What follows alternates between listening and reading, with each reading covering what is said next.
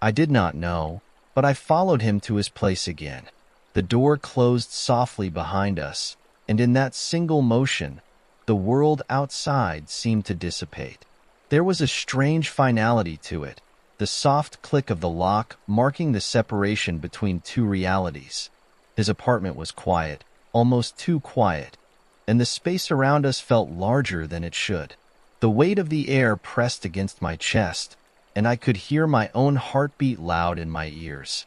His eyes never left mine as we stood in the doorway, both of us suspended in the moment, caught in the tension of what we'd been circling for so long. The air between us thrummed with the kind of energy that pulls two people together even as their minds scream for them to pull apart. I didn't know what I was doing here. Or maybe I did, but I wasn't willing to admit it. It had started with something simple, a conversation that lingered too long, a glance held just a little too long, words that weren't meant to be said but spilled out anyway. Every time our paths crossed, I told myself it would be the last time, that I would step back, set some kind of boundary, regain control. But I hadn't. I couldn't.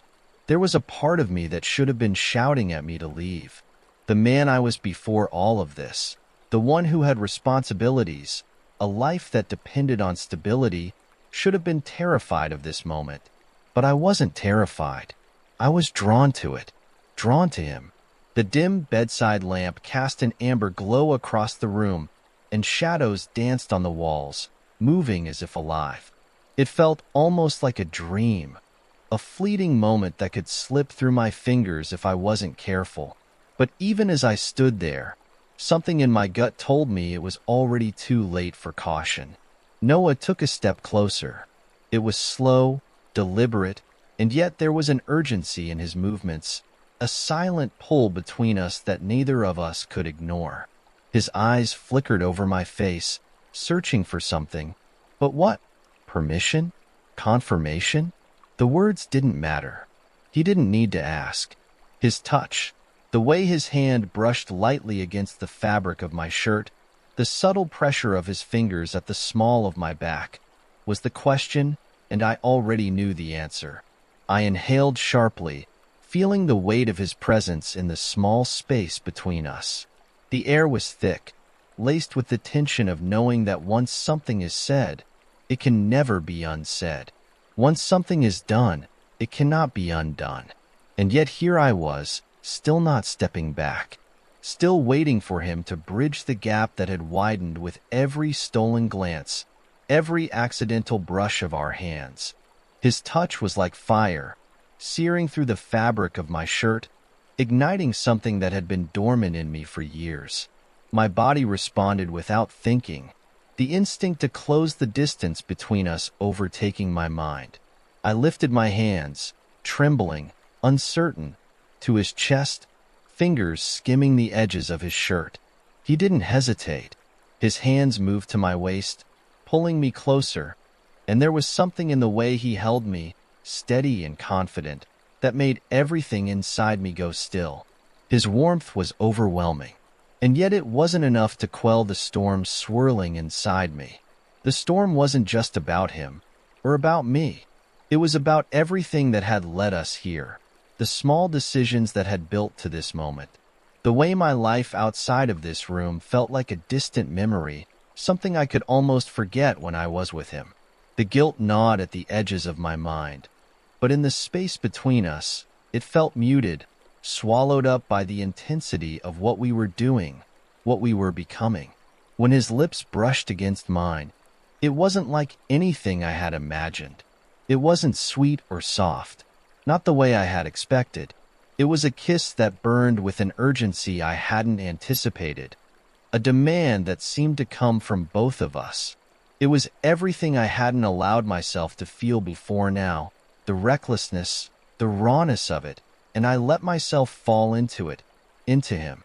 He tasted like a quiet kind of recklessness, the kind that doesn't ask for permission but takes anyway. His lips moved against mine with a hunger that mirrored my own.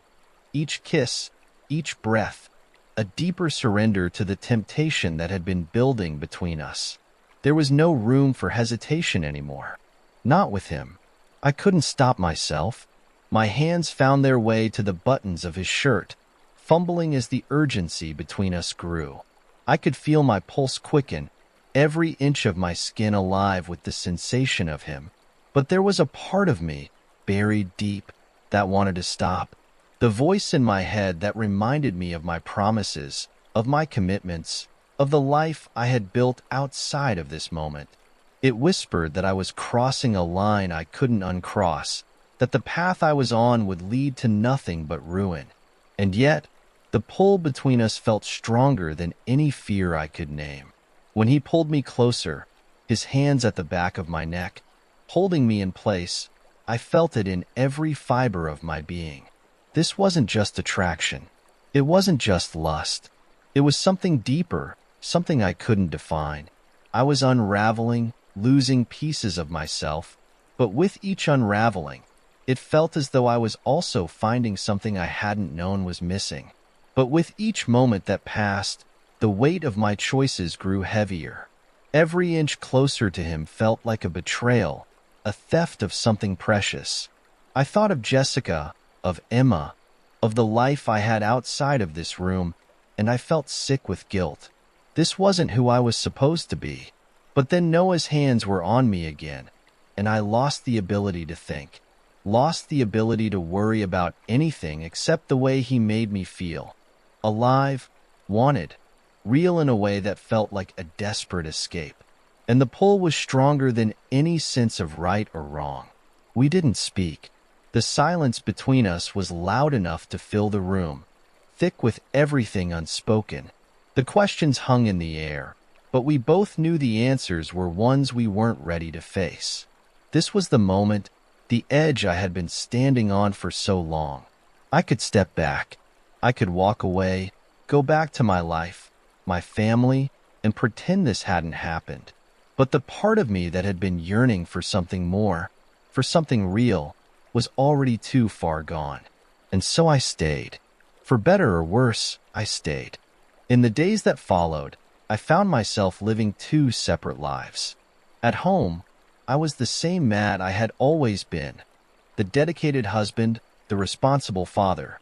I went through the motions, took Emma to soccer practice, helped Jessica with the dishes, and kissed her goodnight as if nothing had changed. But inside, something was shifting. The weight of my secret pressed against me constantly, reminding me that the life I had built was slowly crumbling around the edges. I couldn't help but sneak moments, stolen glances, and quiet conversations with Noah. He sent me texts, simple ones at first. "I'm thinking about you. I miss you." Each message felt like a thread connecting us, pulling me away from everything that had once been my world. I met him more frequently now, each time feeling like a betrayal. Every time I left the house to meet him, my heart would pound with guilt, and my mind would race with the consequences. What if Jessica found out? What if Emma noticed? I couldn't bear the thought of hurting them, of destroying the life I had worked so hard to build. But with Noah, I was someone else, someone I hadn't been in years. There was no pretension between us, no expectations. He didn't want me to be anything I wasn't. And it was in those moments, those rare, fleeting moments, that I felt truly seen. I spent more time at his apartment than I had ever intended. Noah's place was small, but it felt like a sanctuary, a space where I could breathe without the weight of my responsibilities suffocating me. He would make coffee, and we'd sit in silence, watching the rain fall outside the window. Sometimes, we didn't even need to talk. The air between us was charged with something unspoken, but understood. His presence was enough. But the guilt never truly left. Every time I went back home, I felt the weight of my lies, the tension between Jessica and me growing thicker with each passing day. She noticed that I wasn't the same. My mind was elsewhere. My eyes were haunted with things I couldn't explain. The small, subtle things that once defined our relationship, the jokes, the intimacy, were gone.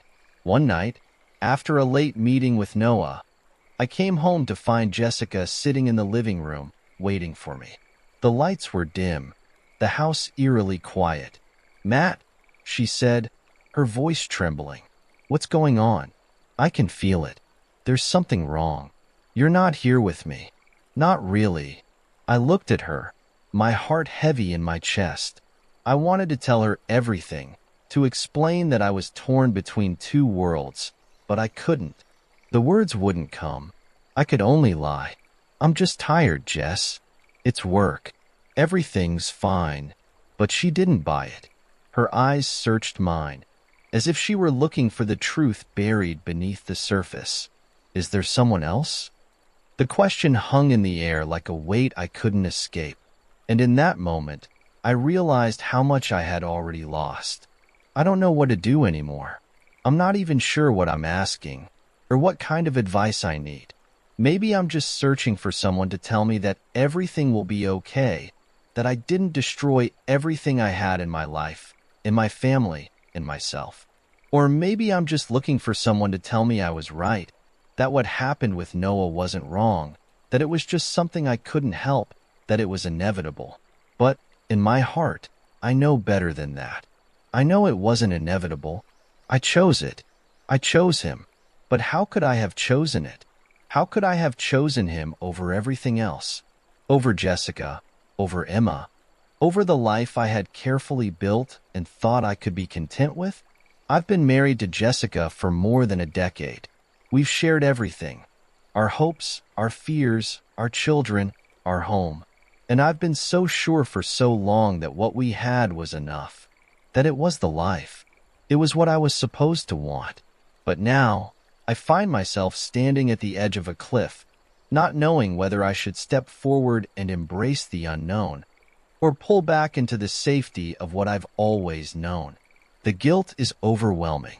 Every time I close my eyes, I see Jessica's face, the hurt, the confusion, the disbelief that I could betray her in such a way. And yet, when I think of Noah, when I hear his voice in my mind, I can't deny the pull. It's like he's a part of me, a part that I never knew existed until now. And that terrifies me.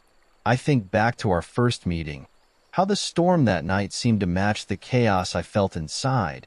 But in his presence, there was calm. I still remember the taste of that first kiss, the spark that ignited between us, the way he held me like I was something fragile, something worth protecting. That kiss was so much more than just a kiss. It was a shift in everything I thought I knew about myself, about what I wanted, about who I could be. It was the moment I crossed the line, and I don't know if I can ever go back. But that's the thing, isn't it? You can't just undo something like that. Once that line is crossed, there's no going back. And I don't know if I want to. But the guilt, oh, the guilt, it eats at me. Every time I look at Jessica, I see the woman I promised myself to, the woman I vowed to love and protect. I look at Emma, and I think about what kind of man I want her to see in me. And I know that man isn't the one who's been sneaking out to meet Noah. I know that man isn't the one who's been hiding his heart from his wife, from his family, from himself. But here I am. Here we are, stuck in this terrible, beautiful mess. I don't know what to do. I don't know how to untangle it. I don't know how to decide who deserves more of me, Jessica, who has stood by me through everything, or Noah, who makes me feel alive in a way I didn't know was possible. And maybe that's what I'm really asking. What's fair? What's right? Do I keep living this lie, pretending like everything is okay, hoping that I can make it all work? Or do I take the leap, follow my heart, and see where it leads me, knowing full well the consequences? I want to ask Noah what to do. I want him to tell me that everything will be okay, that we'll find a way to make it work, that we can just have what we have, without the rest of the world needing to know. But I know that's not fair to him. I can't keep asking him to be the secret. I can't keep hiding him, and I can't keep living like I don't know what's going on. He deserves more. He deserves to be seen, to be loved openly, to have a future that isn't based on the shadows. But then, what about Jessica? What about Emma? The weight of their love, their trust, their expectations of me. It feels like it's suffocating me. What am I supposed to do? The truth is, I don't know. I feel like I'm standing in front of a mirror, and I don't recognize the person looking back at me. I want to tell myself that I've been a good man, that I've done my best, that I've been loyal and honest. But I can't, because deep down, I know I've failed. I've betrayed everyone I've ever loved, including myself. And the hardest part is, I don't even know if I regret it. Am I allowed to want something more than the life I've built? Am I allowed to choose this, to choose Noah, even though I know the consequences will be catastrophic? I've been trying to make sense of it all, but nothing seems to fit. It's like I'm looking at a puzzle with pieces that don't match, and no matter how hard I try, I can't seem to put them together. So, I ask, what should I do? What does it mean to love both of them? Is it selfish to want both? Or is it impossible to reconcile these two halves of myself? And most of all, how do I stop feeling like a man on the edge, ready to fall, but too scared to leap?